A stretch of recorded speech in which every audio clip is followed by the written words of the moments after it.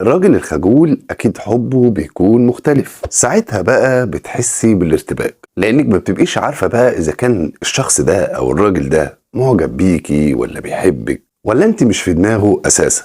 الراجل الخجول بقى لما بيحب فعلا بيقرب من كل الناس اللي حواليك، لغة جسده كمان بتتكلم، يحب انه يسمعك. وجودك بقى في حد ذاته بيبهره، بيخطف كده نظرات سريعة بالعين عليكي، وطبعا ما تنتظريش انه يعبر عن حبه ليكي. كمان بيقلد حركاتك، عايز يعمل اي شيء حتى ولو كان بسيط علشانك.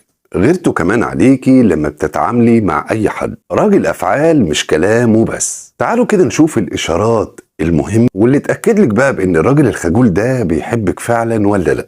تمام كده، يلا بقى بينا نبدأ. الإشارة بقى رقم 1، بيحاول دايما إن يكون قريب من كل الناس اللي انت بتتعاملي معاهم حتى لو هيتعرف عليهم لأول مرة، وبيعمل كده علشان يكون قريب منك باستمرار. وأكيد مع الوقت هيحصل ما بينكم كلام، طبعا اكيد هيحصل. الاشاره بقى التانية، لما يحصل بقى الكلام ما بينكم هتلاقيه بقى انه بيتعمد انه يعمل انه مش واخد باله منك، ويبين لك يعني بانه غير مهتم بيكي، وطبعا ده غير اللي جواه. وبتلاحظي الحاجات دي بقى بتعبيرات لغه جسده، زي مثلا يحرك راسه ويقول لك تمام تمام او ماشي. ركزي بقى ساعتها على ملامح وشه. اشاره بقى رقم 3، لو بتتكلمي مع زمايلك مثلا هتلاقيه مركز دايما في الكلام اللي بتقوليه حتى ولو كان كلامك ده بسيط جدا او عادي او مش مهم، وهيحسسك بده بقى بابتسامه خفيفه منه. الاشاره بقى الرابعه، وجودك دايما في المكان اللي هو فيه او العكس ده بيوتره جدا، خدي بالك. وهتلاحظ الحاجات دي بقى انه يحط ايديه على شعره مثلا، وده بيكون دليل على التوتر. الاشاره هنا بقى الخامسة،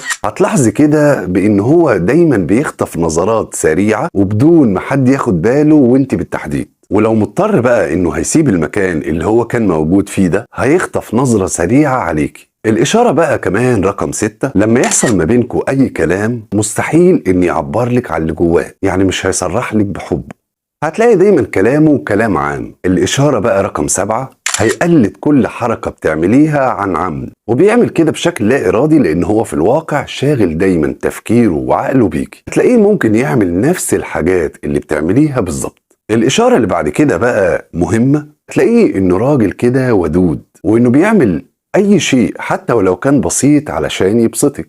إشارة كمان أهم، لو بتتكلمي مثلا مع شخص معين زي زميل مثلا وشافك، هتلاحظي منه الغيرة والغضب الشديد جدا، وطبعا بدون ما يقولك الكلام ده انت هتلاحظي الكلام ده على وشه أو في عينيه بالتحديد. وده بقى لان هو بيبقى من وجهة نظره خايف لا تقع في حب الشخص اللي بتكلميه ده غير كمان انه هيبص للشخص ده نظرة غيظ، وممكن ببساطة تلاقيه ساب المكان كله ومشي. الراجل الخجول عموما ما بيتكلمش ابدا عن المشاعر اللي جواه او ما بيصرحش بيها يعني، وبالتحديد بقى لو حب فعلا، انما بطريقته وافعاله هيبين لك بانه فعلا بيحبك ولا لا. وطبعا بالحاجات اللي انا قلتها دي، حاجات كمان نسيت اقولها، دايما هتلاقيه او هتلاحظي بانه بيدافع عنك، يعني راجل شهم بيتفق تقريبا معاكي في كل شيء. كمان بتلاحظي انه بيسألك كتير، وده علشان يعرف طريقة تفكيرك. المهم كمان اللي لازم تعرفيه ان الراجل الخجول في الحب بتكون العلاقة بطيئة حبتين،